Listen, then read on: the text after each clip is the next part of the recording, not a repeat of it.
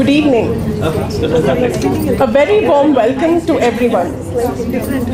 Thank you for gracing this very important occasion, the IIIT family.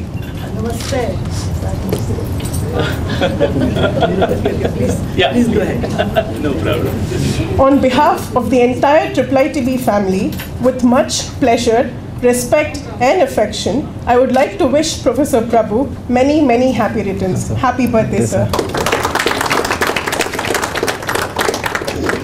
We will begin this evening with an invocation to the Lord for being the divine custodian and for removing all the obstacles we encounter. I would like to invite Shravya, Nagashri, Ruchika and Kausal to please come and present the prayer song.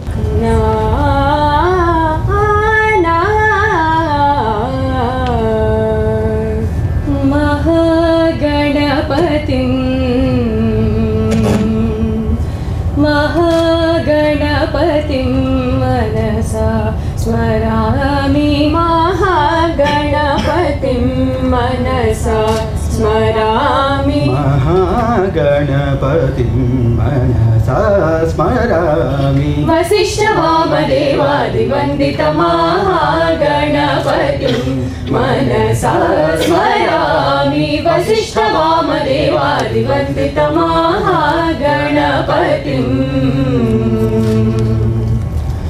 Mahadeva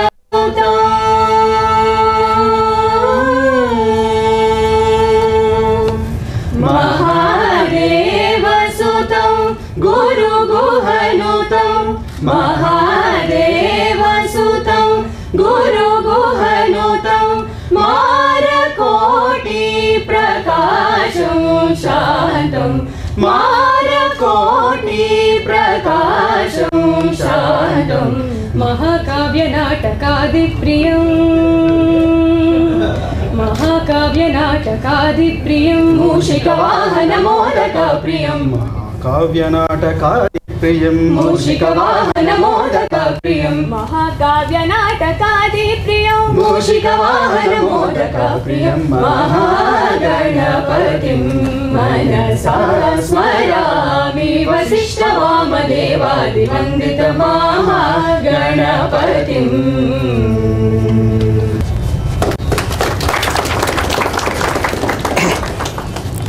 Thank you. I would now like to invite Director Sirs to please come and deliver the welcome note. Good afternoon. So welcome you all. It's a very special day. So we will have about an hour and a half of little bit of a serious discussion followed by some fun. And Professor Prabhu has a knack of getting some unusual coincidences. So he can kind of span multiple worlds very effortlessly. This happens to be the day Professor Rajaraman and Dharma may not remember, but it's kind of long. Sir, exactly 12 years back, you gave the very first convocation address of IIIT on February 4th. It is actually the alumni day, but the alumni are actually, you know how the alumni function, right? They want things to be on a convenient day, so they want it on a Sunday, so it's happening some other day. And Professor Prabhu, you may not probably have noticed, today also happens to be the 9th birthday of absolutely contemporary thing called Facebook. So it's kind of fun. So I think enjoy the next about 2.5 hours. So we have some fun discussion, and of course today you can't do without music. So we have some music too. And where is our Bhagavatam? So IIIT has so many official stuff. We have official pujarin. So Dr. Saran, you will enjoy this joke. So Professor Prabhu told you, right? We have a Saraswati statue, not only located but donated by an absolutely devout Muslim gentleman by name Umar right here. So similarly, we also have some very Umar. Umar is here. We also have a very interesting official pujarin of the institute. Okay, happens to have a name called Rama. So we make it absolutely clear to the students. Here, Lakshmi does Upasana to Saraswati. No confusion. Thank you. Thank you, sir. May I now invite Professor R. Chandrasekhar to please come and assume the role of the moderator for the panel discussion. Good evening. Welcome all of you. It's a great privilege that I have this opportunity to moderate a panel discussion on engineering education. I thought with so many eminent people coming today, I thought this is a great topic, and especially for somebody who is new to the system, as I say. I mean, I was personally very curious to be part of this panel discussion. So the theme for the panel discussion is engineering education. So, as we know, engineering education has been undergoing lots and lots of changes, the least of which is not the sheer numbers that we are generating year on year. But the nature of the education itself has been, transforming. So we have people who have started engineering education in India, and so today we are definitely in the midst of lots of changes that are happening. So I thought I will, request a few of them to come and share their thoughts, and then we'll open it up for a discussion and hear your own views on that. So, so I will request Professor V.P. Sinha, Professor Sharan, and Professor Prabhu to give their thoughts, give the opening remarks on this panel discussion, and then we'll leave it open for further discussions. So I just request the students to give the speaker introductions. Our first speaker for the panel discussion is Professor V.P. Sinha. Professor V.P. Sinha has done his BE from Bihar Institute of Technology, Sindri in 1959. He has been a professor of electrical engineering at IIT Kanpur from 1967 to 2001. He has also been a dean of faculty. He has deep and highly theoretical interest in varied topics. He has influenced generations of students with his educational knowledge and charisma. At present, Professor V.P. Sinha is working in DIICT since 2002. We welcome Professor V.P. Sinha. Thank you. Good afternoon. First, Professor Prabhu, who has just turned 17, and modulo some number n, which is at our choice. And then we have many illustrious people here, amongst them the guru of all gurus, and the teacher of all teachers, and the scholar of all scholars, Professor Rajaraman. Before I turn to the subject matter of discussion, I would like to recount a story that I had, which had an impact on me.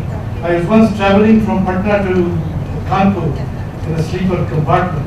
And there were these two students, this was in the early 70s, were discussing in the morning about what they are doing. One of them said, "Arey bhai, ye Fortran kaise seekha jata?" Then the other fellow said, "Arey koi Rajaraman ka kitabba padh lo." So I think since 70s I have sort of been trying to emulate his example set, but hardly have been able to do anything anywhere close to what he has achieved. To him and to other members of this august body, I convey my heartiest respects, and with diffidence, I would like to say something about education, which is the topic of today. First, I would like to mention that, as Wilfred Funk narrates in his Word Origins and Their Romantic Stories, the Greek farmer Academos apparently helped the twin brothers Castor and Pollux locate their kidnapped sister Helen, and got as a reward the blessing that his grove would be eternally washed by the gods. It was in this grove, later called Academia, that Plato gave his discourses and his successors held their discussions. So with that background, and I can say that, well, in the present time, the term academia refers to the collectivity of all academic institutions. And it is in relation to that I would like to make some points. The caption of my talk I would have liked to keep as Professor Prabhu, I, and the gatepost. But instead of doing that, I have chosen this to be, I wish I could write here. Can I? Yeah, you can write on that. That I want to pretentiously keep is groves of academos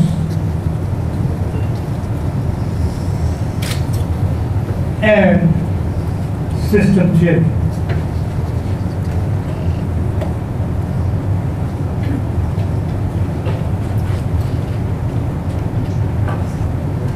Academia, with the background that I mentioned about academos, I chose to say what is the first part of the title, grooves of academos. The other part is system theory. So I wish to make some points connecting the two, and I hope you'll find some interest in the points that I have to make. The first point is about policies concerning the setting up of educational institutions, whether private or public, and about their regulation. So I was thinking about this, and I wondered what do we mean by private or public technical institutions? If there were enough of everything for everyone, preferably growing on utterly wild trees, there would perhaps be no need to select, grade, evaluate, measure, privatize, or policify. In reality, we do not have such abundance or power, and therefore the need to select, grade, evaluate, measure, publicize, privatize, or policify. Nowhere are we exempt from this need, not even in the groves of academics, the academia, anymore. Important in this connection is the growing role of private academic institutions, such as many that have cropped up in this country. So I first want to discuss or to clarify for myself as to what is meant by privatization. Well, Oxford 64 does not list the word privatization, but Collins 87 does. It gives the meaning as taking into or returning to private ownership a company or concern that has previously been owned by the state. Now this brings us to the question, what is a company? Well, as per the Companies Act that I looked up, it is a voluntary association of persons formed for the purpose of doing business with a distinct name, a juristic identity separate from the persons forming it, limited liability, a common seal, and a perpetual succession formed for the purpose of doing business. Very technical terms. And then it goes on to say a company is public if it is not private, and it is private if it restricts the right to transfer shares, and so on. Assuming that the general meaning conveyed by this elucidation is right, and that we can stretch the meaning to cover academic institutions without bringing in inconsistencies, what inferences can we draw for our purposes? It is that the notion of privatization refers entirely to the managerial, administrative, organizational, and legal shell of a business, and not to the business itself. A business, public or private, may constantly make profit or run in loss. But there is the universal Kirchhoffian conservation law that algebraic sum of the flow of capital, goods, and services reckoned in equivalent terms must come to zero. Profit and loss is a matter of interpretation. That being that, by privatization of higher education, one means, I take it, the option of granting enterprises that run on the lines of private companies of one sort or another the freedom to take up such education as their business. It is assumed that the nature of the business is to remain the same, only the managerial administrative ownership shell is to change. The central characteristics of an institution of higher education, accordingly, are the same whether private or public. In this context, I would like to bring a few points connected with the use of system theoretic ideas in the design and planning of institutions. The first point I would like to make in this context is about academic institution being treated as production plants or academic centers. A common position to take in these days is that an academic institution is, like many others, an input-output system with entering students as the input and trained graduates as the output or product. An automobile plant is also a system. And by analogy, like any such plant, an academic institution too has a balance sheet in which costs per student, faculty-student ratios, manpower needs, etc. are the key parameters. A theory accompanying this position is that by studying and adjusting these parameters, an academic institute can be fine-tuned to perform better. Well, it is perhaps more appropriate to say that seen from a certain angle of, I'm not doing that. It's perhaps more appropriate to say that seen from a certain angle of finance and physical resources, but for purposes of taking stock of its central business, it would seem more appropriate to look at it not as an input-output system, but as an autonomous system or center with no separation between inputs and outputs figuring in this conception, and with graduating students considered as a byproduct of its activities. I believe that if at all one must calibrate programs of action for the advancement of learning and of higher education, it should be in terms of creating the right atmosphere, the right disposition to learning and to scholarship, and not in terms of input-output models. In summary, let me put forth what ought to be considered as two major points in the modeling of an institute of higher learning. I'm sticking my neck out by being so assertive, but all the same, I thought to raise a discussion, I should make it so. The 2 points that I have to make it, the academic institution's primary function is not production of skilled technical power, rather it is to foster an abiding commitment to inquiry into truths whose prescriptions do not change with time. Technology is also the skill needed to master it, constitutes just one medium through which we manage to see just one face of such truths. And since learning and teaching is an essential component of such inquiry, production of this requisite technical manpower is automatically a byproduct. Policies, directives, and advice using terms like relevance, high-tech, and national awards are from this point of view largely out of place in the conception of academic centers. Now, another point in this connection that I have to make is the second characteristic. An academic institution is best modeled not in terms of input-output systems and relations, but an interaction between inner and outer environments in which satisfiability rather than optimality is of supreme concern. That brings us to the point of, to the idea of dynamism and inertia. In common parlance, these are regarded as opposite traits. A closer look will show that in fact they are concomitant traits. There is trade-off between them, but the two are together held by conservation laws. Dynamics and dynamism, whether in mechanics or for organizations and people, has to do with motion, rates of change, velocities, and acceleration. A circuit is called dynamic if it has inductors and capacitors and not just pure resistors. In mechanics and dynamics, behavior comes from the presence of mass, inertia, and the point is that an elasticity in addition to friction. Take away the inductor and capacitors and the masses and the springs, and what you get for the circuit or mechanism is complete obedience but no dynamism. There is no dynamism without inertia, much the same as there is no power without resistance. Here I'm trying to pun on the words of dynamism and resistance. In people and institutions, this dynamism comes from there being a will. They're having a will and a thrust of their own, coupled with an ability to reach out. If they're dynamic and they cannot be command followers responding instantly to policy changes by fiat. Finally, if there is dynamism and inertia, there is also an autonomous part to their behavior. Given some initial conditions, people and institutions will chart out a course on their own. This is what can be said to characterize the inner autonomy. Like the state space characterization of an engineering system, knowledge of this autonomous behavior is crucial in the success of policies meant to give an institution a new orientation. Lack of such knowledge of the inner autonomy of an institution and of its members directly engaged in the business is many times a root of many policy failure.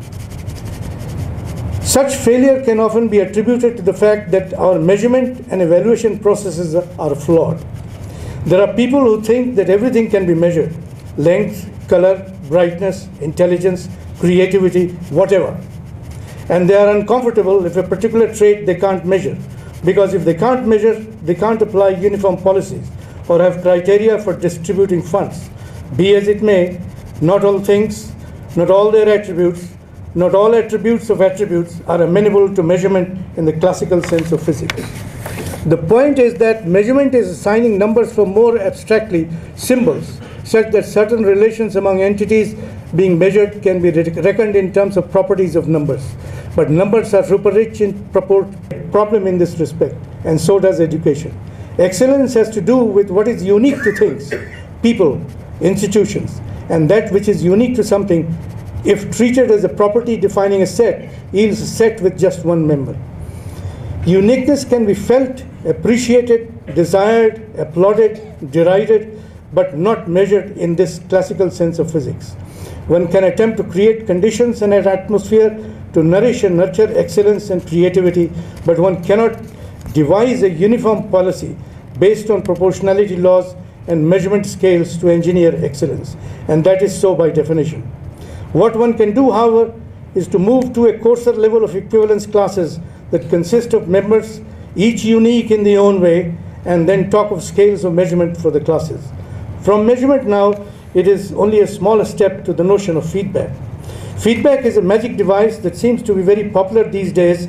Another of these concepts derived from system theory as a means of control and improvement.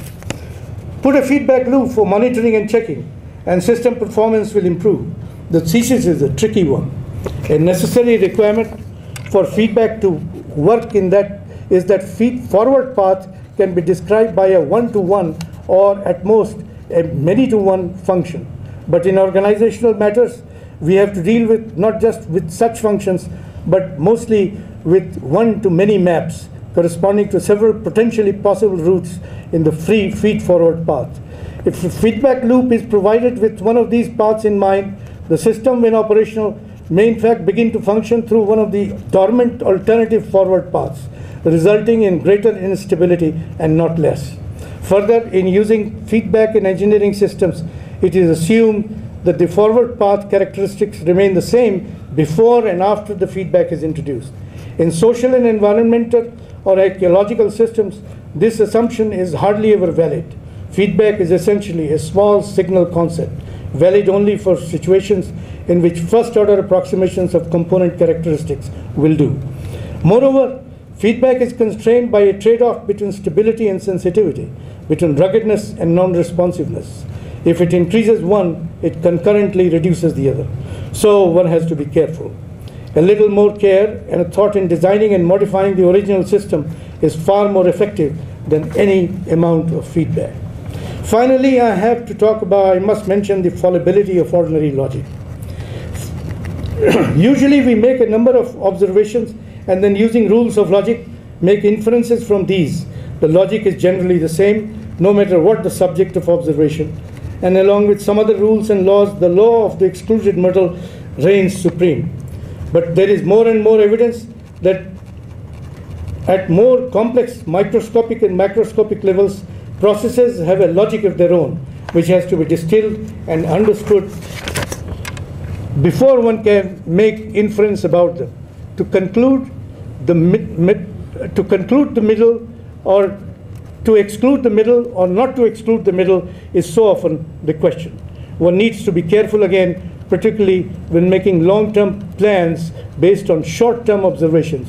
The observations may not adequately elicit the logic to be used. We should at least be ready for disappointments. In closing, I should finally like to add that metaphors and analogies are undoubtedly a very powerful force in the rise and development of new ideas, concepts, and theories, and in the extension of old ones to newer settings. But generalizations of theories from the fields of origin to newer ones cannot be entirely on metaphorical or analogical lines. In applying system theoretic concepts on dealing with social and institutional problems, we often tend to do so. There is a need for great caution. I thought at this point I will close my presentation and hope that this helped raise some issues about education and discussion. Thank you. Thank you, sir. Our second speaker for the day is Professor R. Sharan. He did his bachelor's at the IIIT Institute of Technology, Sindri, in 1961. He obtained his PhD from the University of Waterloo, Canada in 1968. He has been working in the Electrical Engineering Department at IIT Kanpur from 1969 to 2004. He has been instrumental in setting up a sample center for display technologies in IIT Kanpur. He moved to LNM IIT Jaipur and in June 2012 moved to IIT Gandhinagar. His latest interests include the topic technological progress and human values. Welcome, sir. Well, I should start by wishing Professor Prabhu a very happy post-75 life. You see. I am sure he is going to have a very enjoyable life because of the attitude that he has towards life. And when I was asked by Professor Sadgopan to be here on this day, I immediately agreed, because I remember that from 1971 till 2001, we have been just sharing lots of things. And I would just like to sum up some of those, what all we have been discussing, particularly regarding engineering education, which is the subject of the topic. Professor Chandrasekhar, when the time is about getting over, if you raise your hand, and if you do slightly early, in a way, so that I don't see in that direction, so that I can take my time, okay? I will try to be, short, but raise your hands when I'm through. Talking about engineering education in a gathering like this is very difficult, with Professor Sonde here, with Professor Rajaraman here, with Professor Mahavala here. These people have been in the thick of shaping engineering education in India, and therefore what I say may appear to be trivial. But the thoughts that I'm going to share with you basically started after my retirement. So, I retired from IIT Kanpur in 2002, and then decided that perhaps there was enough in engineering and I should try to look somewhere else. And it is that journey of last 10 years of looking somewhere else is what I want to share with you. I started looking into what I should do after retirement. And then I found that there was a great demand that was coming for courses in engineering education in morality. This was a new thing. When I did my undergraduate from 1957 to 61, there was no discussion of bringing engineering ethics or philosophy or moral values into engineering. Some or other, it was supposed that either engineers will have it automatically or they will pick up on the way. A formal education for that was not required. When I came to IIT Kanpur also, there was no talk about ethical education. We were doing engineering. There was very little HSS and dominantly engineering. Now, as we went along, somewhere around 1980s, 1990s, one started hearing that accreditation agencies want a course on engineering ethics introduced into undergraduate education. And slowly, one started finding that this was catching momentum. More and more people were saying ethics should be taught to engineers, moral values should be taught to engineers in some way. Now, after retirement, it is this thought that I started following. And many questions, because after retirement there is fair bit of leisure, so one can sit down and think about abstract things. So basically a question that started coming to my mind was, can one say for sure that a professor of moral philosophy will be a better moral person than a professor of, say, electronics or professor of computer science? And I think, the answer is either way, because a professor of moral science may be very good in a scholarship, but in living a life may not have that particular thing.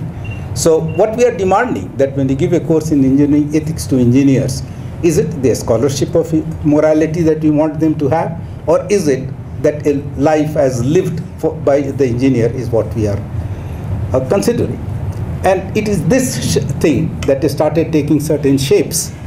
And basically, I want to talk about this. So the first question that I ask myself is, why should an engineer worry about the welfare of the poorest person in the society? Is an ethical question.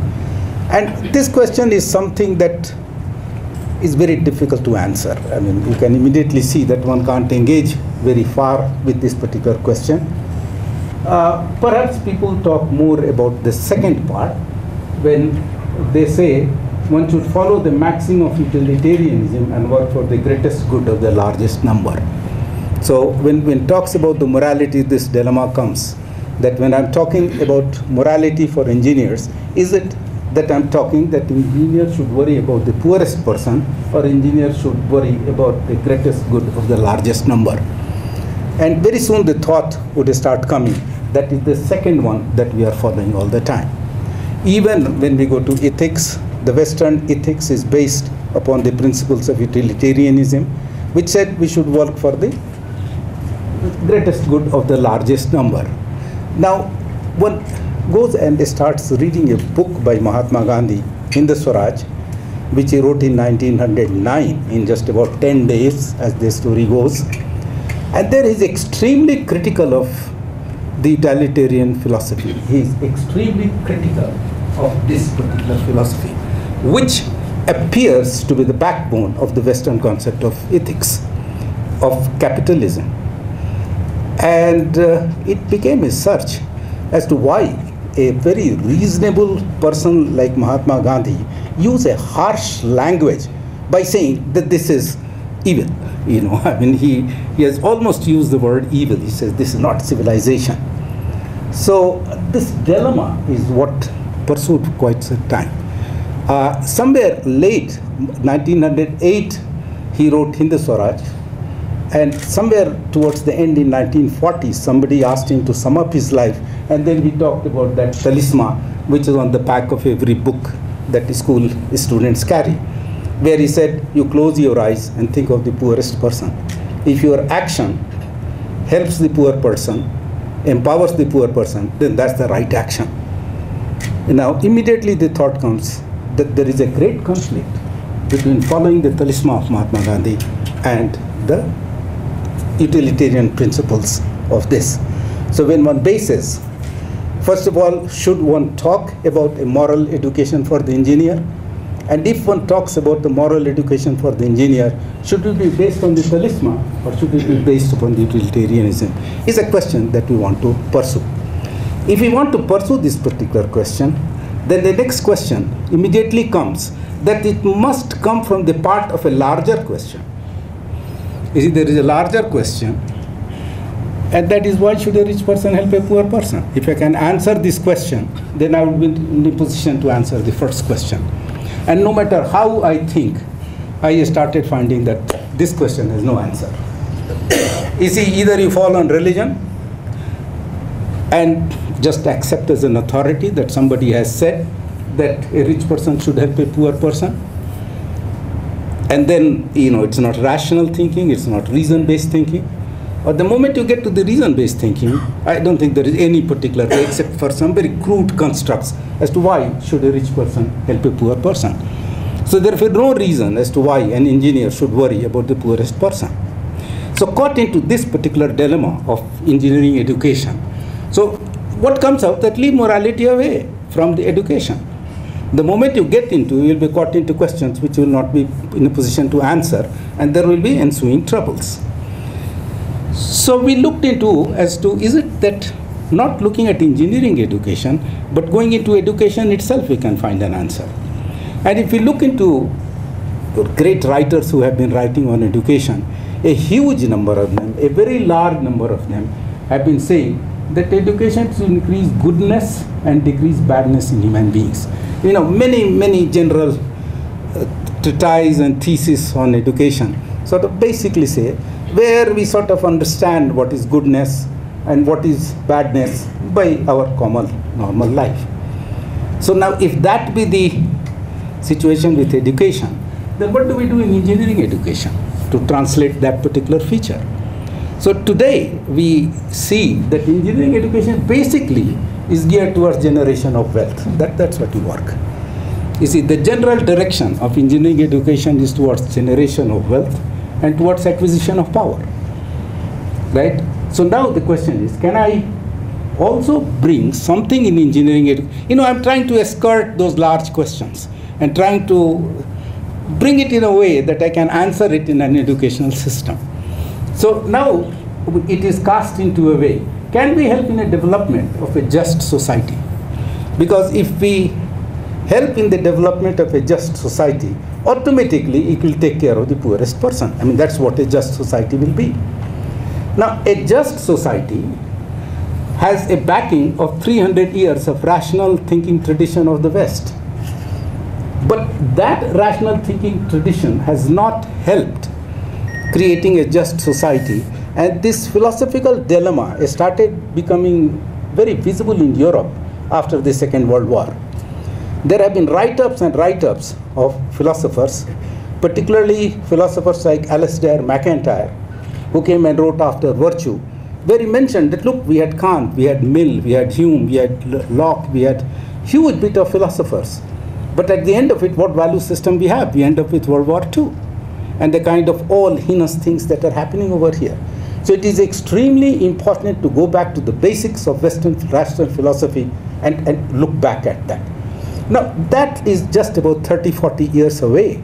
And one finds tremendous commonality in the thinking of these Western philosophers who are criticizing the so-called Western philosophy of utilitarianism, which Mahatma Gandhi in 1908 had criticized in his Hind Swaraj. So this created a great problem as to how do we go to create a just society.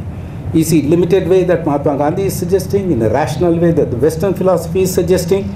And this is where thinking of Amartya Sen became very powerful. He started saying that don't worry about creating a just society. I mean, this is at last about 5 years, this has been the major thinking of Amartya Sen. Don't worry about creating a just society. Just locate where are the pockets of injustice and remove those pockets of injustice. And automatically, so this is a task that is achievable, you every day, every week, every month, that you locate and actively go and work and remove a pocket of injustice, that will come out to be the right way. So this turns out that in engineering, we can bring this particular thing in education. Right now, there is no textbook, there is no thinking in this particular direction, but the way it appears is a thinking. And what Amartya Sen very beautifully brings out is that democratic way of governance will do it. So finally it comes out that follow a democratic way of governance. To show the power of democratic way of governance, this is thesis which brought him a Nobel Prize. He says, no substantial famine has ever occurred in any independent country with a democratic form of government and relatively free. This is based on a data which is spread about 2,000 years all over the world. You see, it's a rational, documented evidence that this not happen. So things like famine is not taking place, other pockets of injustice will go away, and therefore this will be the root. So finally we say this should be the task of engineering education, say in next 50 years. For technological progress, we should bring whatever we are doing at the present moment. But along with that, we must also start teaching consolidating democracy. And it is that education is totally absent at the present moment. The reason it has become absent in the Indian engineering education is the following. In 1947, when we became independent, then we started thinking of an engineering education. In 1950s, we cast it upon the Western model. This Western model had developed in 300 years. And in those 300 years of rational thinking, democracy and technology had just developed in an intertwined fashion. So there was no need to bring in education a separate format of democracy. In India, at the same time, democracy and technology and technological education, all the three things arrived at the same time. It has occurred in no other civilization in the world at the same time three things come. So it's a totally new experience, and it is like an iceberg where what we saw on the top we brought, but in the bottom there is a whole culture, there is a whole civilization, there is a whole building, there is a whole history that one could bring over here. To add up to it, we have our own history, our own culture, our own beautiful things, and none of them are getting enmeshed. So there is a vacuum. That's what appeared to us, a group of few of us who are thinking about it. And then it appears that if we bring it, and this suggestion will create lots of discomfort. It creates lots of discomfort to me. Now I'm saying don't look at engineering education the way it is being done now. only half of it what you are doing now, and now work in research and something, bring textbook material, and half the effort you put in consolidating democracy in ways to remove pockets of injustice. And let's see, when done, it will be a pioneering achievement, because this will be the see, there is a model of education which is for developed countries, 5% of the world population or 10% of the world population. The 90% of the world population is spread in Southeast Asia, is spread in Africa, is looking for another model. And this, to my mind, would appear to become a model. So there is lots of activity that can go, there is lots of work also that is involved, and this brings us to something. You see, there is a feeling of diffidence in young intellectuals. Today, whenever I go to a university, leave the IITs, leave the universities, leave the central universities. You go to universities, Rajasthan University. You go to a small university over there, and the kind of frustration that is sitting there, that comes when intellectual independence is not there, when you are dependent, right? So, if you do something, what has happened that we are just copying, getting all the ideas from the West on education, developing none of our own ideas. We are just trying to reach there. There is a goal post that has been set and we are trying to reach. If we set up mingling of technological progress, material progress, and human values together, and build a structure, write books about it, have theories about it, then that will be something new. And there will be intellectual independence which has a dynamics of its own of taking over. It is this that Mahatma Gandhi had already said. In 1924, I came across this a while ago, and it's beautiful. I will leave it for you to read.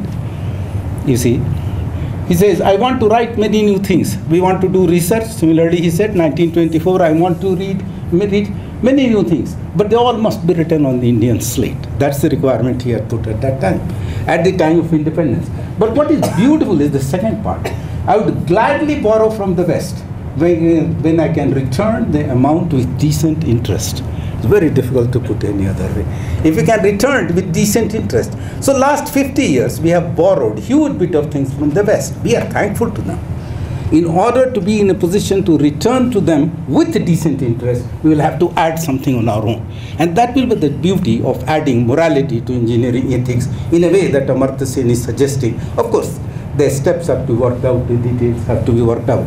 This was written in Young India of 26, 1924. There is a book by Mahatma Gandhi, India of My Dreams, which was put by another Prabhu. He edited that. K.N. Prabhu, he edited that book. It was published in 1946.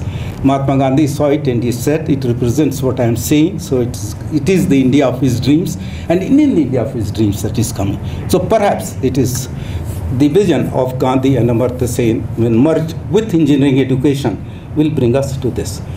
So think of changes that will be required in engineering education so that we can substantially add to the education borrowed from the West, and then return it to the global pool with decent interest.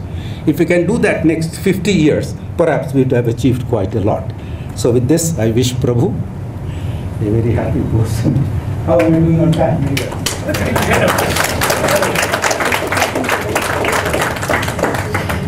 Next speaker is Professor Prabhu, and I don't think there's any requirement of giving his introduction today. So sir, we welcome you.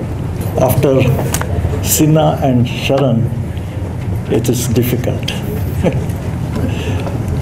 And especially when people like Professor Rajaraman, Professor Sonde, Professor Mahabala, and our own Professor Shadugopan are sitting here.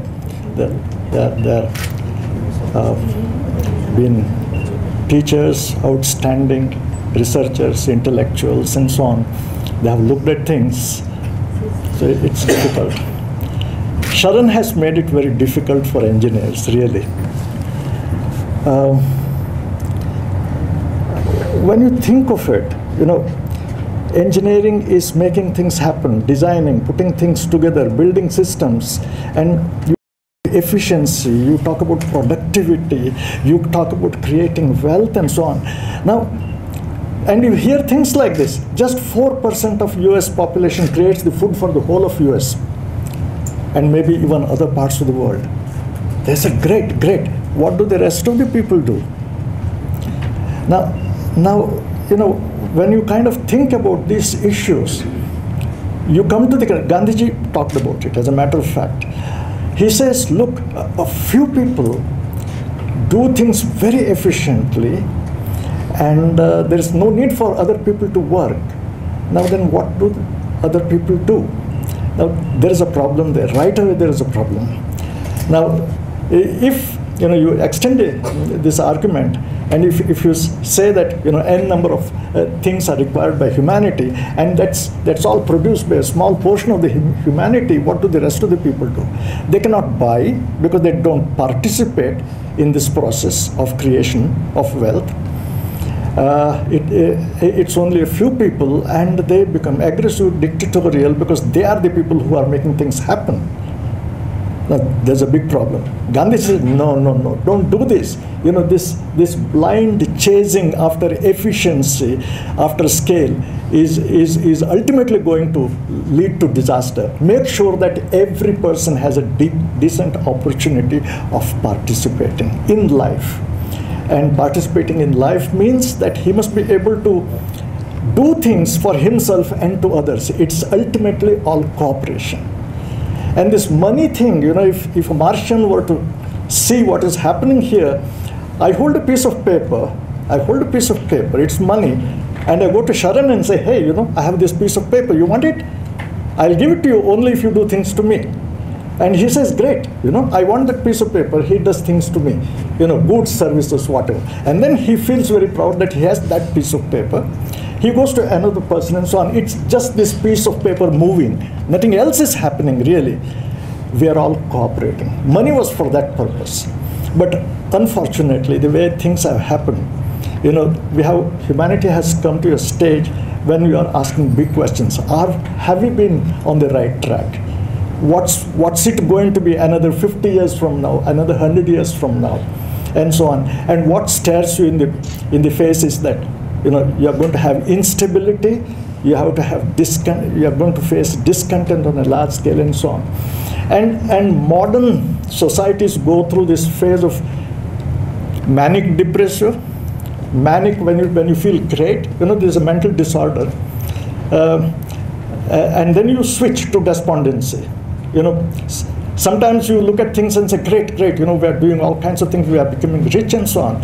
And then there's a little more of introspection says, oh God, no, life is going to be very, very, very, kind of hopeless, and you feel despondent. So humanity has been going back and forth between these two states. It's bad. Okay, having said this,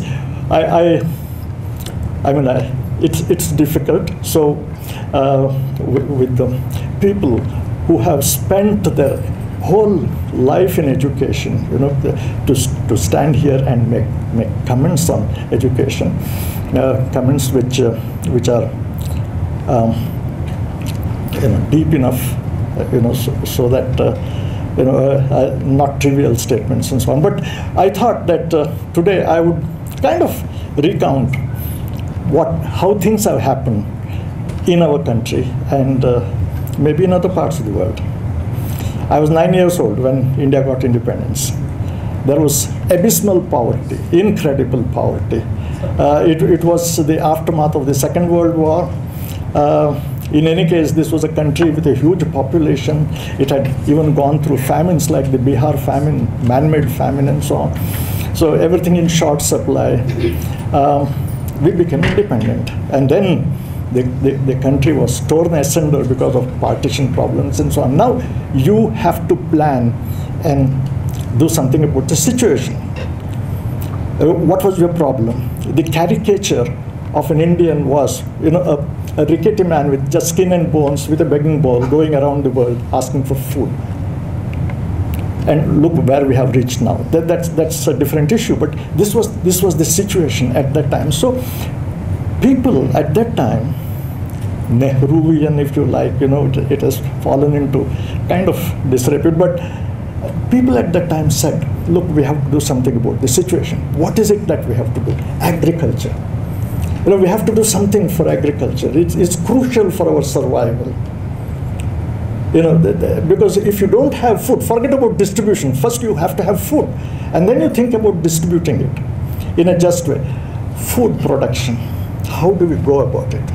You didn't have anything, petrochemical industries or drugs and pharmaceuticals, transportation, all name it, any manufacturing, machine tools, whatever, communication systems, nothing. And what was the annual enrollment or production of engineers in the country? It was some, I forget the numbers, it was very small, 3,000, 4,000, 5,000, something like that.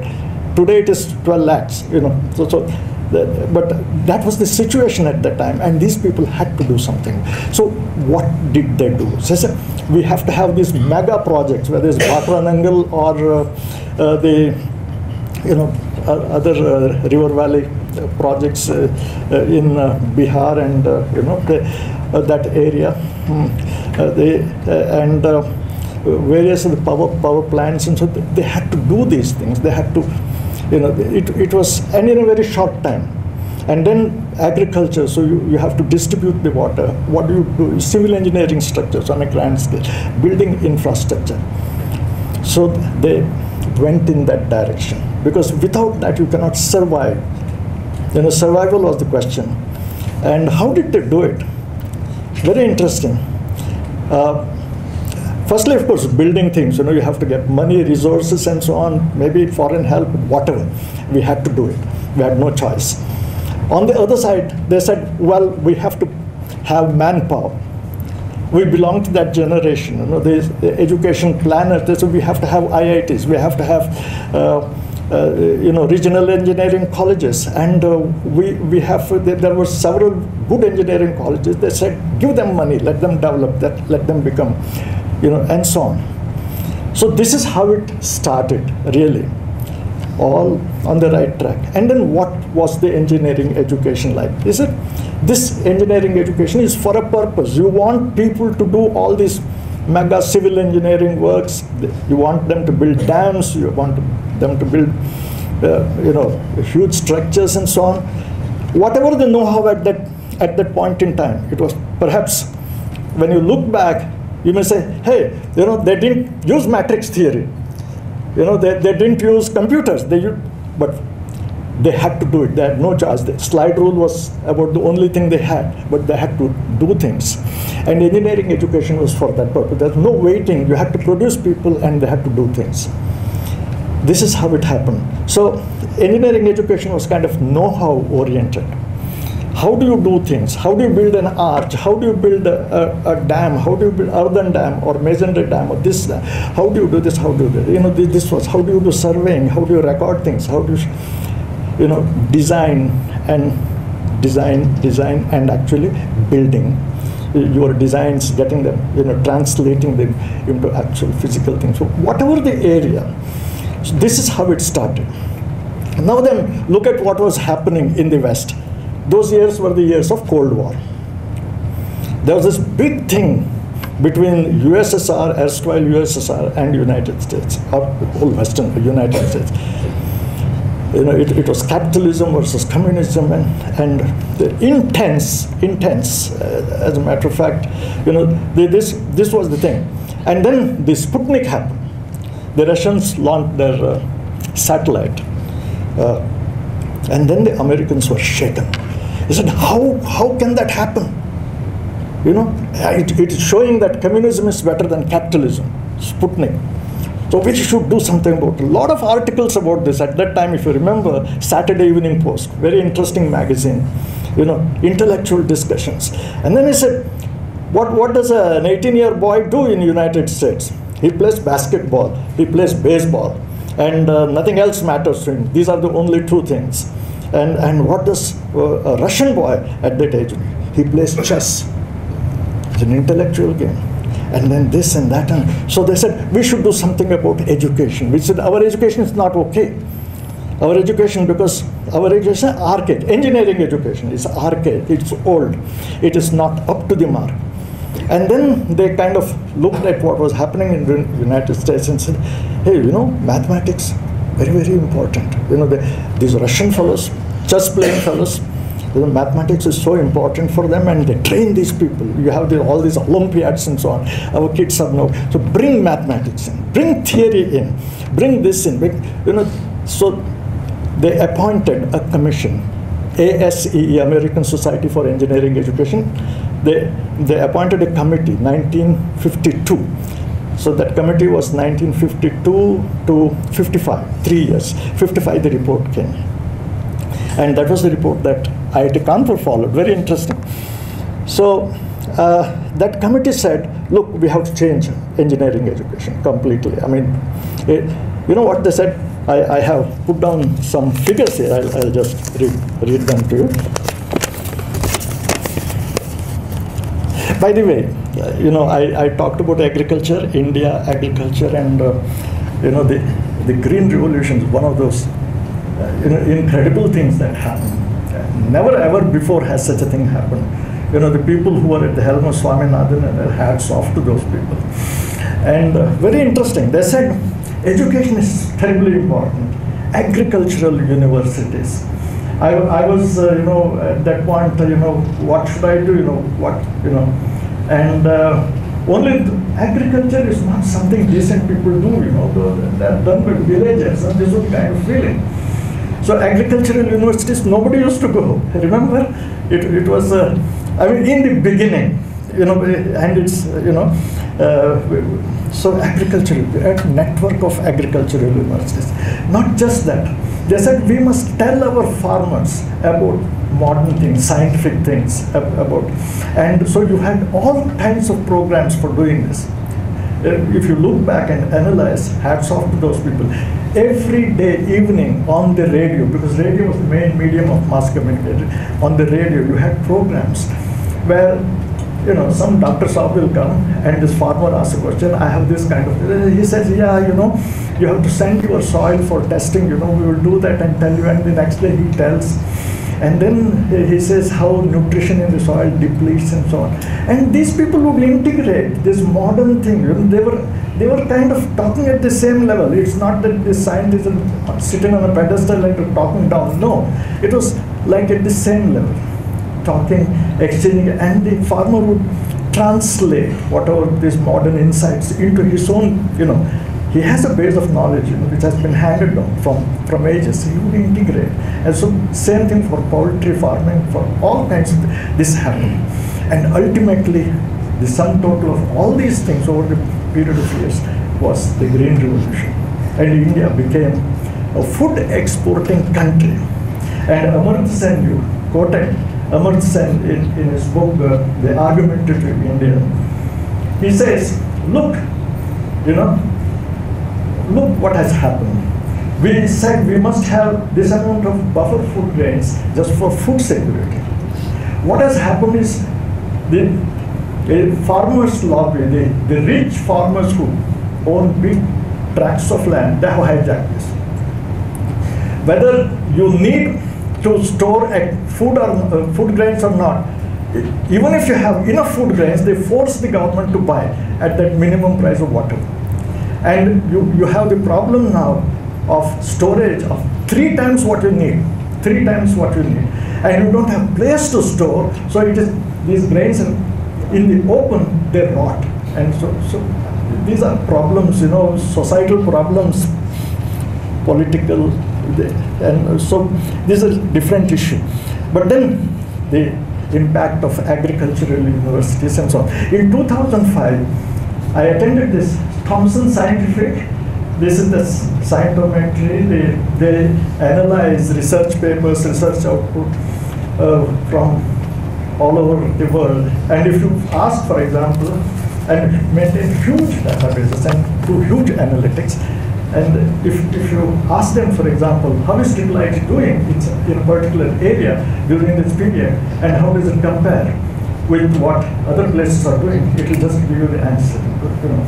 And they have the laureate awards every year. It happens. So one year it was in Bangalore, and I had gone there, and they said, you know, Indian contribution to world science, major areas. What are they? You know, I thought maybe physics, maybe space, maybe this. They said, no, agriculture. I didn't know that. And agriculture has all kinds of things, genetics and huge lot of very deep things. And what the planners did at that time, it has yielded results, has it not? So this is the thing. So anyway, so I'll just give you these figures. This American Society for Engineering Education, their recommendations. They said engineering education has to change. You know what they said? You must have at least 20% humanities and social sciences content. Whatever for. Why people ask, even now, why? I don't want to waste time teaching my students humanities and social sciences. They have come here to learn engineering. Why humanities and social sciences? Now, when our students were told, the alumni of IIT-Bangalore, which was the most valuable part of your education, undergraduate education, time and again they have said, basic science and mathematics, humanities and social sciences. They don't talk about professional courses. So there must be some deep values, not humanities. So this is where you discuss issues, broader issues. Engineering is actually making things happen, designing things, building things, and so on. Here, it's a much broader framework. So they said 20%. Mathematics and basic science, 25%. Engineering science, 25%. The first time they said science has to come in. That's because the Russians shook the Western world and said it should be engineering, science-based engineering education, 25%. And then they said engineering analysis, design, and engineering systems is the hardcore, just 25%.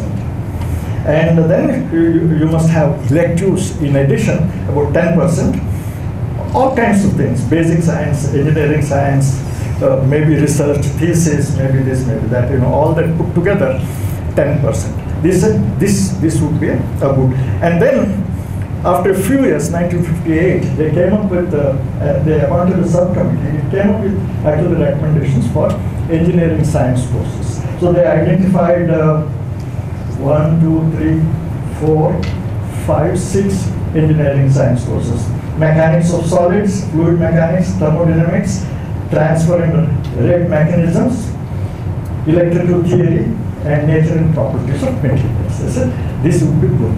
So this was really, it changed American education. Not just that.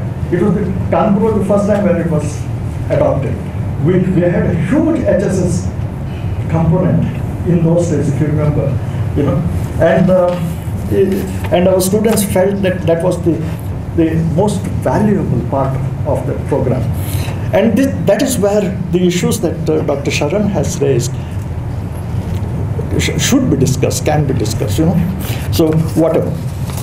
So, but then, this went on, and then what happened was engineering science became very important.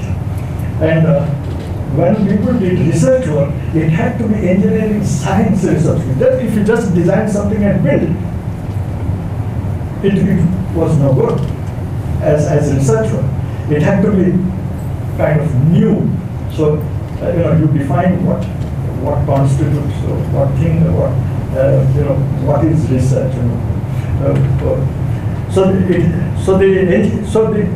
Ultimately you ended up, so when faculty is, recruited, when faculty is promoted, what you look at is publications. And what are these publications? Are in the area of engineering science, really. Because somebody asked me, can you write an article? Then he says in parentheses, it should be engineering science article. Where you do analysis, etc. What. So, but nothing else. So it became terribly important, and we recruited only such people. And such people propagated this.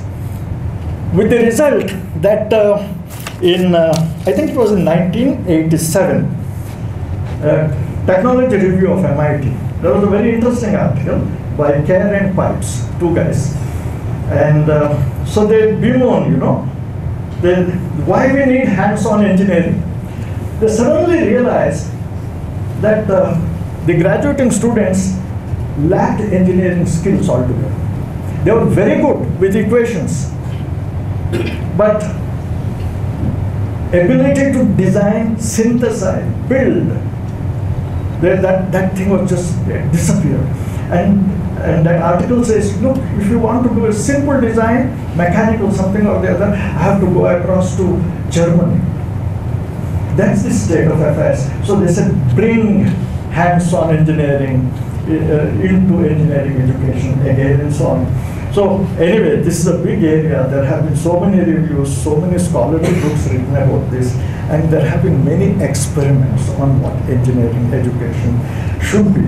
But everybody agrees that this value thing, that HSS kind of thing, where you discuss the larger, after all, engineers operate in a particular context in society. Whatever they do has some effect on society at large, and so you must become sensitive to these things. So there is no doubt about it.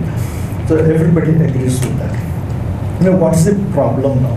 Do I have time? Yeah. I think I've exceeded. Yes. Okay, I think I'll stop here because I have a lot more than maybe I'll pick it up later on.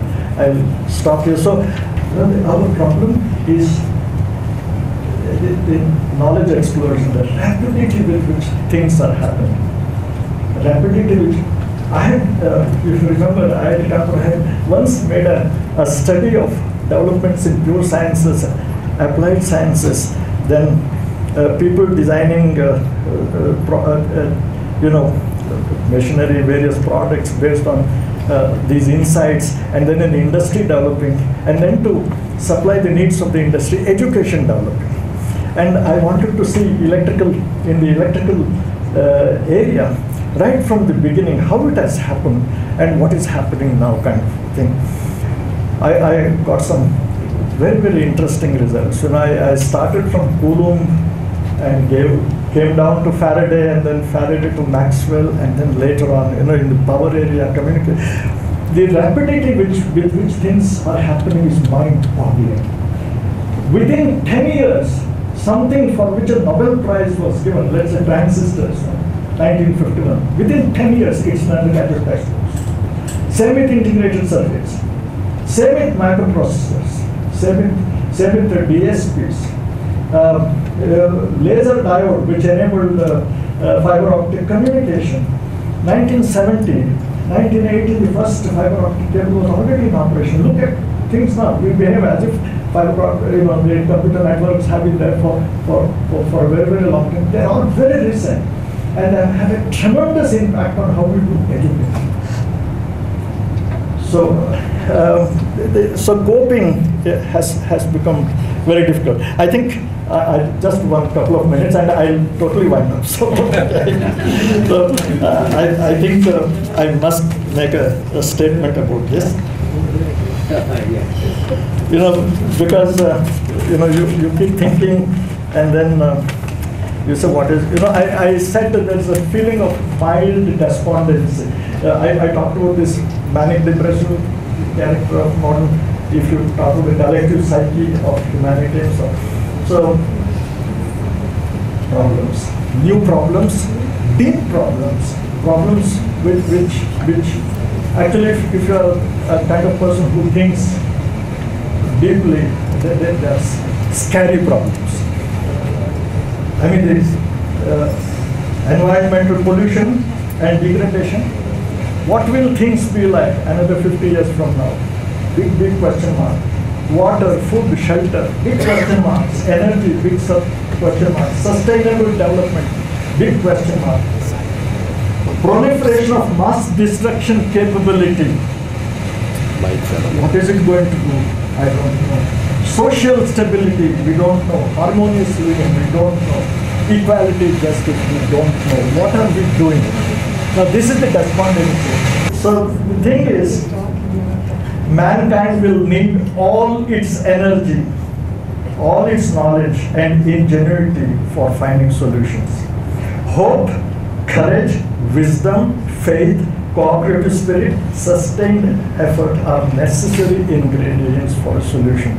Where do you give it in your education? It has to be somewhere. And so I sincerely hope that education, especially in particular engineering education, will give importance to these issues. You have to sensitize students and dwell on them to some extent, to the extent possible in the curriculum, and not be overly focused on meeting the immediate requirements of the job market. So this is, I'll just make this statement and stop. Thank you.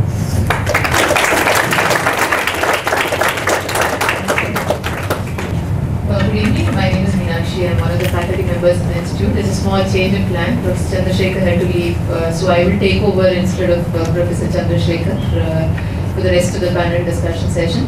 Thank you for the three panelists for this, I don't know, eye-opening kind of talk and giving the importance of, what is the current state of education and giving so many quotes about eminent people. Thanks a lot. So we would directly go to the Q&A session, and I open the podium to all the audience. If you have any question to any of the panelists, please feel free to ask. We could probably pass the mic around. You could ask it to all the panelists or to a specific person. No, I think he raised it. Please give it after that.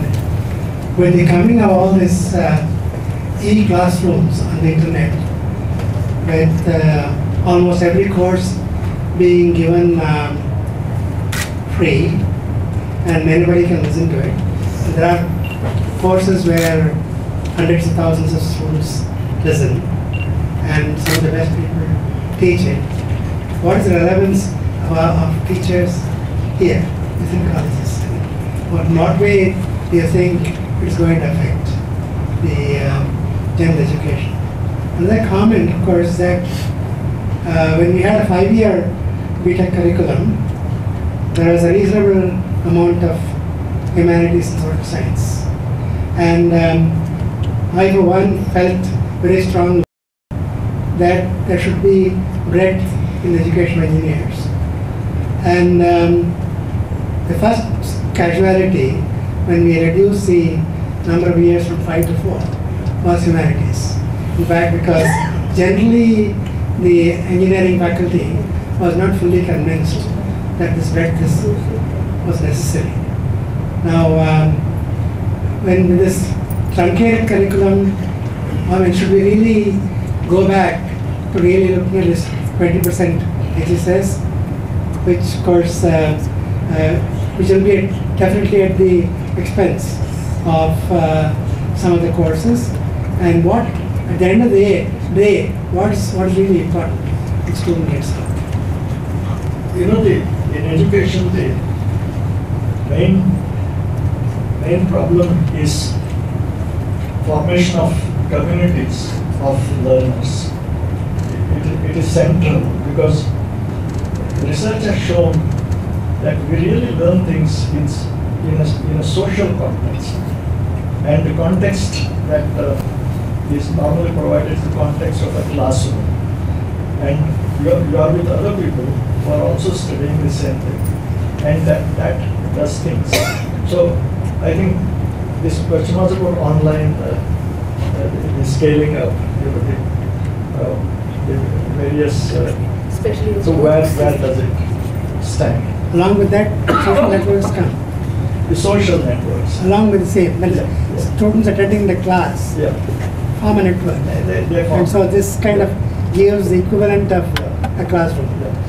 So, so the thing is, any system, whether it is online, education, where people may be scattered all over the world, whatever, but they have an identity, they come together and then build communities where you ask questions, people answer, like bloggers and social networks and so on. That's important. Only thing is, everything is in the context of teaching, learning, orchestration of things, a starting point and an ending point, and then some kind of assessment. So this has to happen. So if you bring in all these aspects, and it should be very user-friendly, it should not be, then it's all right. I mean, it's not necessary that people should necessarily sit in it. in a lecture hall and or in some other place to interact. It can be this way. There's no problem. If they meet periodically, face to face, it would be even better because it brings in another dimension of interaction. Face to face has its own advantages. And there are problems here, technical problems. So, for example, intelligent tutoring systems. Still, there are big problems here. You are talking about. I have a question. You have to understand the question in the context of my knowledge and be able to answer it. And so these are difficult things. So I don't think technology is quite ready for it yet. Yeah, I would like to compliment all the three speakers for the very lucid presentation on very important issues engaging engineering education. Particularly, Professor Sharan brought out the importance of human values, and also Professor Prabhu told us that humanities and social sciences is now a very important requirement in engineering education. Now that we are in the 21st century, I was wondering whether there is now a need to broaden the base of subjects like this, and also energy, population and related issues which need to be brought to the attention of young students, so that when they pass out from the portals of their institutions and go into the field, they will be able to tackle the numerous problems, numerous issues that are coming out of this. So that's one of the things I thought there is a need to look into, because I have seen the syllabi of most of the institutions in India and elsewhere, but I don't find enough emphasis being given on topics like this, and they are just relegated into the background. So that is one aspect. Secondly, now that we are in the 21st century and we are seeing the penetration of information and communication technology in every discipline, would it be necessary for us to integrate ICT with every discipline of engineering that we teach, so that the students who come out of the portals of the institution are directly ready to embark on the application of ICT in their own fields, so that they can provide or they can bring in ICT-based solutions to problems which are plaguing the engineering discipline. So that's the second question. Thank you. We'll now present to you a slideshow which commemorates all our fond memories and our deep-rooted association with our beloved Professor S.S. Prabhu.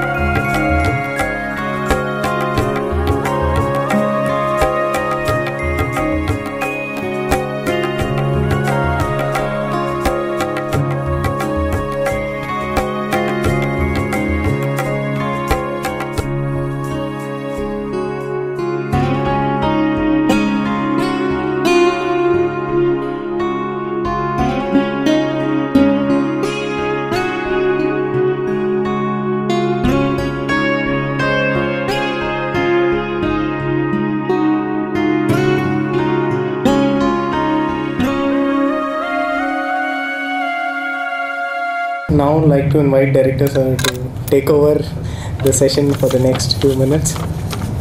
Can I Sure. take half a minute? Sure. Prabhu, could you come over? This is difficult. Sure. Yeah. Now, I would like to share a secret. In the final years of our at IIT-Kanpur, we were physically neighbors. There was this double-storied house. The upper floor, he was there, and the downstairs we were. It was a deadly combination because Prabhu at the top and sinner at the bottom.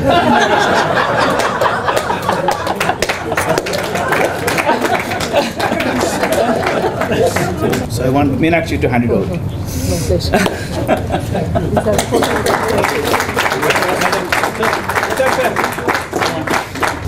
One more minute of fun.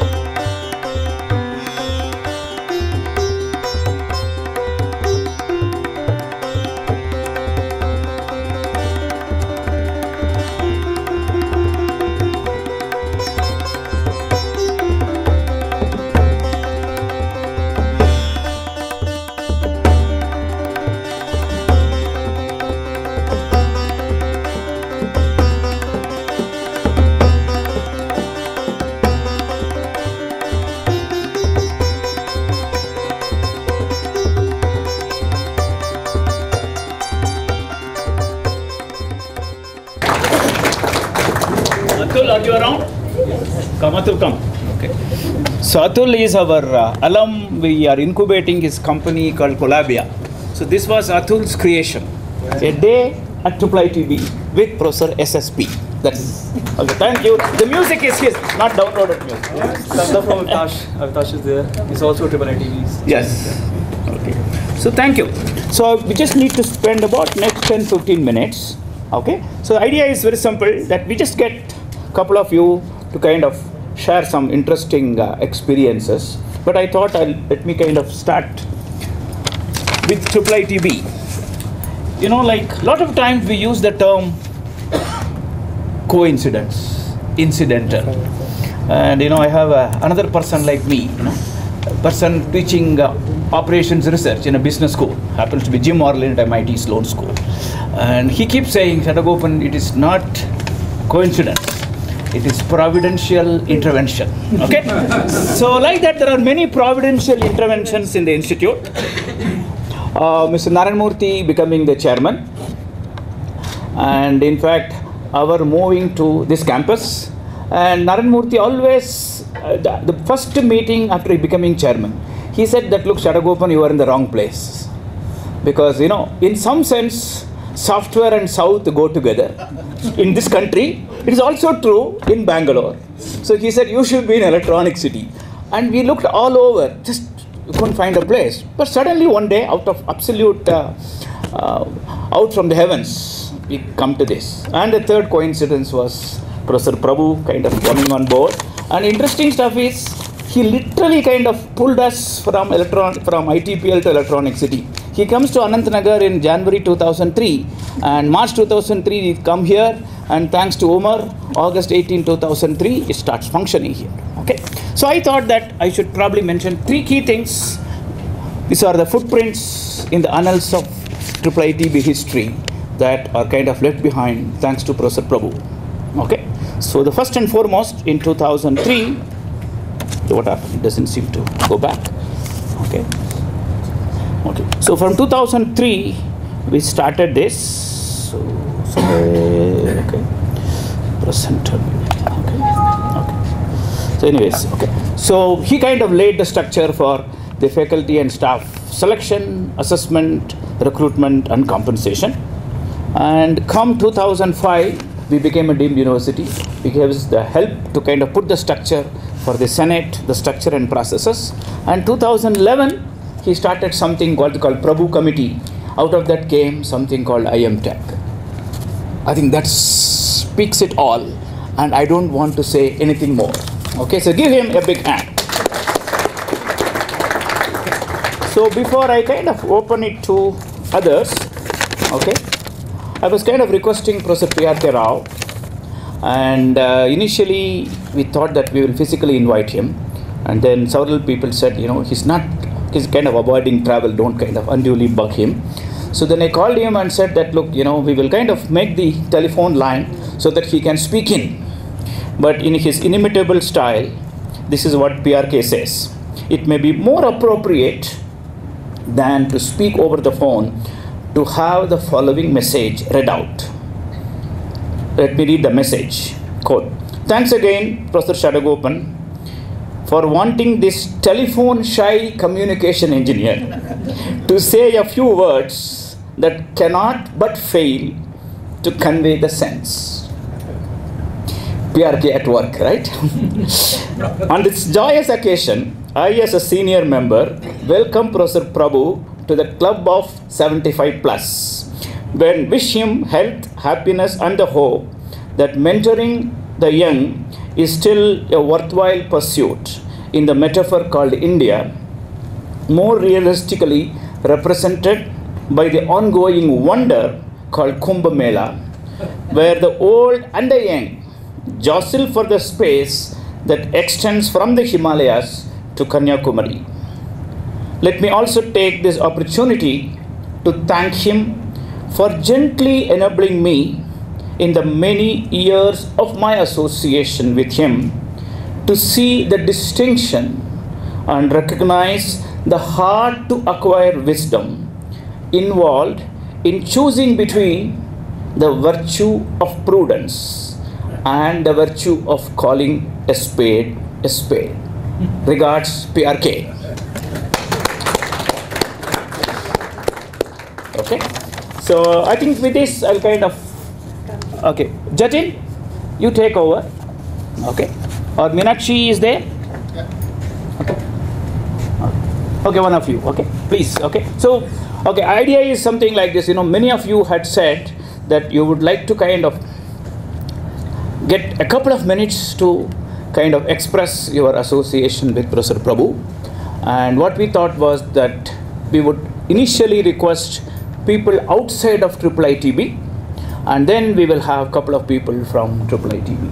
Okay, so, okay, pass the mic around. Okay, Jatin, that is being mischievous. And, okay, and second thing is, okay, second thing is she is very much part of IIITB.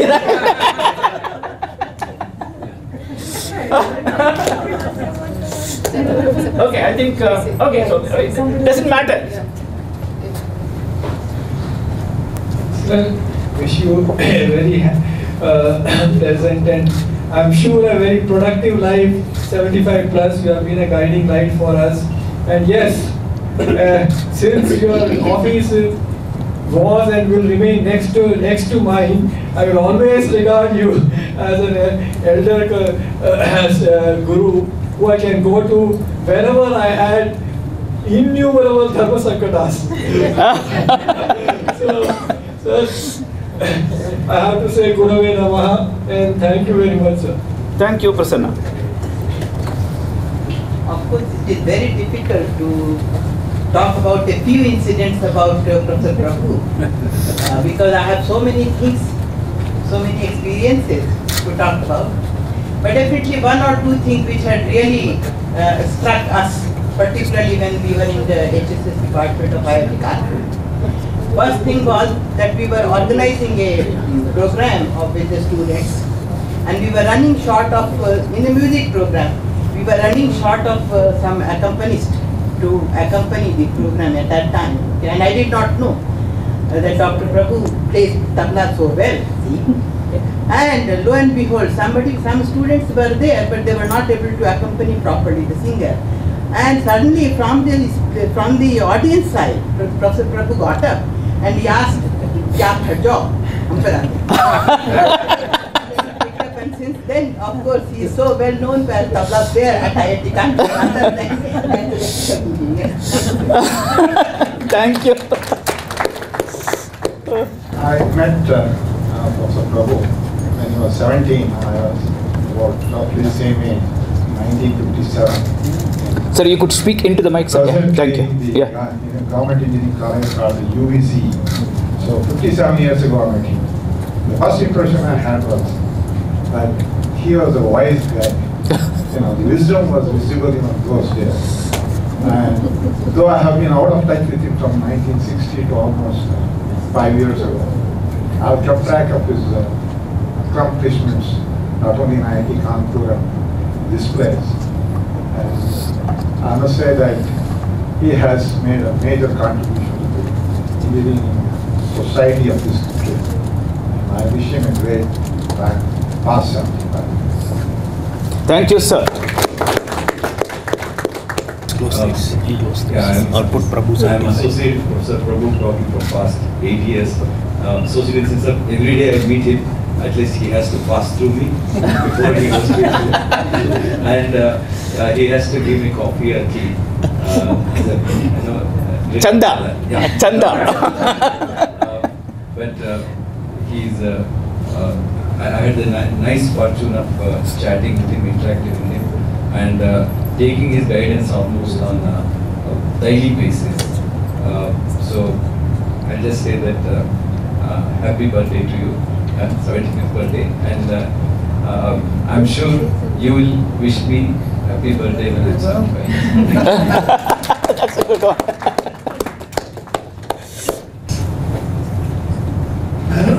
My earliest memories of Professor Prabhu was when I looked at his biodata at IIT Kanpur. He had a tradition of all the faculty looking at the faculty who are supposed to join or even before selection. And I looked at the name, SS Prabhu. I said, I know this person, but I happens that I knew his father.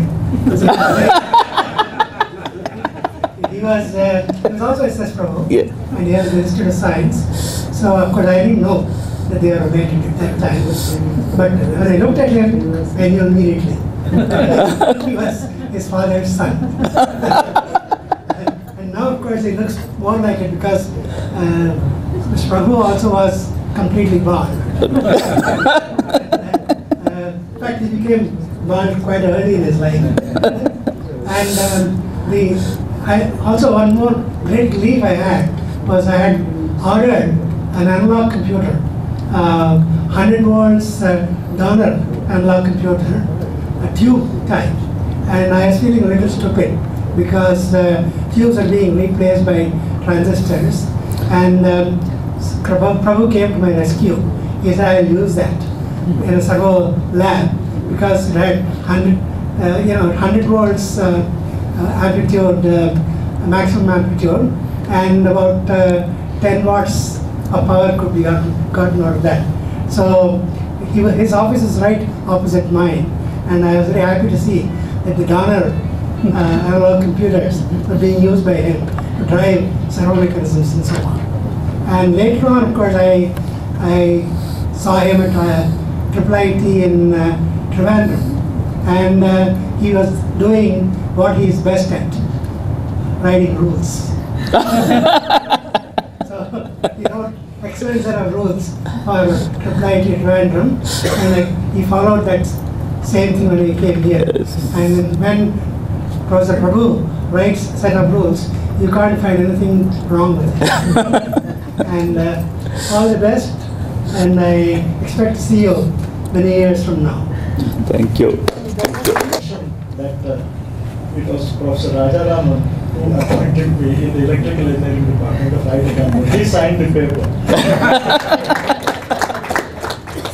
So, ಜೊತೆ ಪ್ರಭು ಅವರಿಗೆ ನನ್ನ ನಮನಗಳನ್ನು ಇವತ್ತು ತಿಳಿಸಲಿಕ್ಕೆ ನನಗೆ ಸೌಭಾಗ್ಯ ಇದೆ. ಯಾವುದೇ ಸಂದರ್ಭದಲ್ಲಿ ನಾವು ಅವ್ರನ್ನ ಸೇರ್ಬೋದಿತ್ತು, ನಮ್ಮ ಸಂಕಷ್ಟಗಳನ್ನು ಹೇಳ್ಕೊಳ್ಬೋದಾಗಿತ್ತು. ರೂಲ್ಸ್ ಆ್ಯಂಡ್ ರೆಗ್ಯುಲೇಷನ್ ಬಗ್ಗೆ ಪ್ರೊಫೆಸರ್ ರಾಜಾರಾಮನ್ ಅವರು ಹೇಳಿದ್ದಾರೆ. ಅವರು ನಮಗೆ ಬಹಳ ಸರಳ ರೀತಿಯಲ್ಲಿ, ಸಪ್ರೇಮ ರೀತಿಯಲ್ಲಿ ನಮಗೆ ತಿಳಿಸ್ಕೊಟ್ಟಿದ್ದಕ್ಕೆ ನಾವು ಧನ್ಯವಾದಗಳನ್ನ ಹೇಳಲಿಕ್ಕೆ ಇಷ್ಟಪಡ್ತೇನೆ. ಇವತ್ತಿನ ದಿವಸ ಅವರ ಹುಟ್ಟುಹಬ್ಬದ ದಿವಸ ಅವರಿಗೆ ನಮನಗಳನ್ನ ಸಲ್ಲಿಸ್ತಾ ಕುವೆಂಪುರವರ ಒಂದು ಸಾಲನ್ನ ಜ್ಞಾಪಿಸ್ಕೊಳ್ಳಿಕ್ಕೆ ಇಚ್ಛಪಡ್ತೇನೆ. ನಾನು ನಿಮ್ಮವನೆಂಬ ಹೆಮ್ಮೆಯ ಋಣವು ಮಾತ್ರವೂ ನಮ್ಮದು. Thank you. Thank you. In the interest of time, because the concert has to start, so Professor Prabhu, you will have the last word.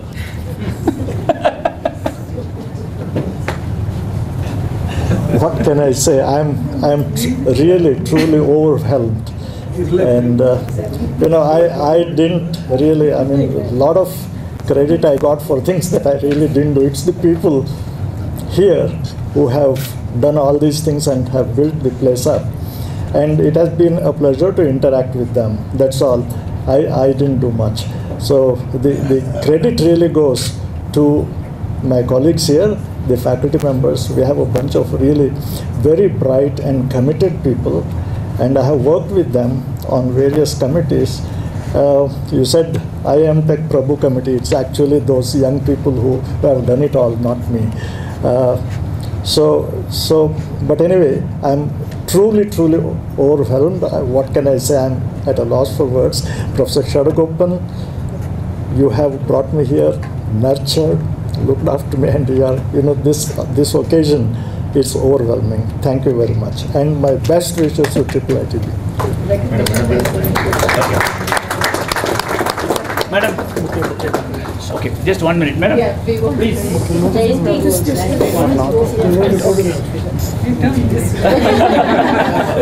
Everything for photograph. So, Professor Prabhu, come here. Yes. Thank you. Ma'am, be here. Yes, you come. Okay, now come here. Yes. What can? Not there. Yeah. You open. You turn. Yeah, you come here. Okay. So you come. Okay. Yeah. Yeah. Just giving one by one. Yes. Thank you.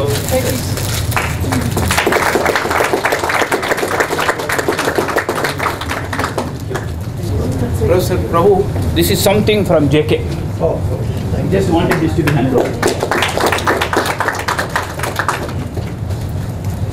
Professor Sinha, thanks for coming all the way from Gandhinagar.